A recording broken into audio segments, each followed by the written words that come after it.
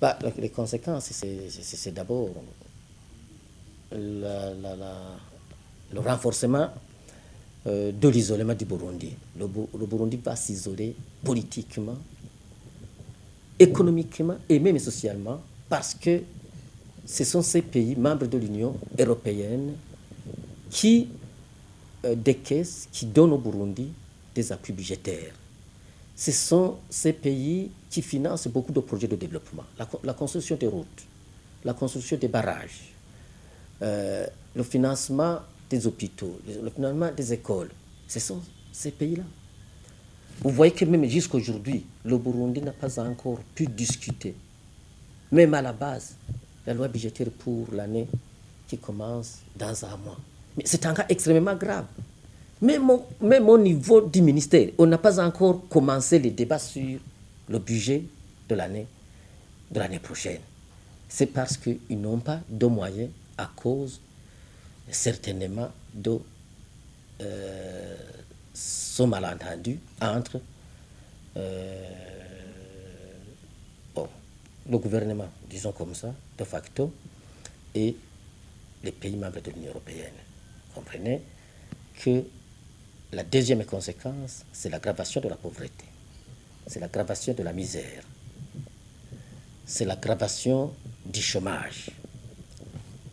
Et comme troisième conséquence, c'est que le Burundi risque de s'enfoncer avec tous ces problèmes dans une guerre civile que le Burundi ne pourra pas gérer et qui risque de dégénérer,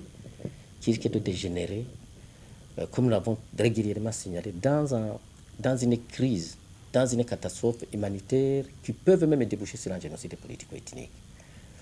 Parce que quand on est déçu, avec un homme, un pays, une organisation déçue, tout est possible. Donc ils sont rentrés déçus. Vous comprenez qu'on doit s'attendre on ne doit pas s'attendre à de bonnes choses avec ce pouvoir. Justement, quelles sont vos propositions pour éviter tout ça? Il n'y a pas mille propositions. Ce sont des négociations, de véritables négociations entre ceux qui ont pris les armes contre l'accord d'Arusha et la Constitution et le Sénarète qui a décidé, qui est engagé et déterminé pour dire non au rejet de l'accord d'Arusha et à l'abrogation de la Constitution. Deux blocs en négociation sur non pas l'ensemble des questions que nous avons, parce qu'on aura l'occasion de gérer certaines de ces questions, mais pour le rétablissement de la paix dans ce pays, le rétablissement de la confiance dans ce pays, afin que ceux qui sont contraints de vivre, de rester en exil, puissent rentrer dans le pays, puisqu'on puisse construire ce pays ensemble, afin que les prisonniers politiques, les prisonniers qui ont été arrêtés au cours des manifestations soient libérés, pour que les réfugiés qui sont au Rwanda, qui sont en Tanzanie, qui sont en RDC, qui sont en Zambie, rentrent dans le pays, pour que les partis politiques puissent encore une fois fonctionner comme il faut, pour que les médias puissent fonctionner, pour que la société civile puisse fonctionner, pour que des relations, de bonnes relations soient établies entre le Burundi et ses voisins, entre le Burundi et le reste de la communauté internationale.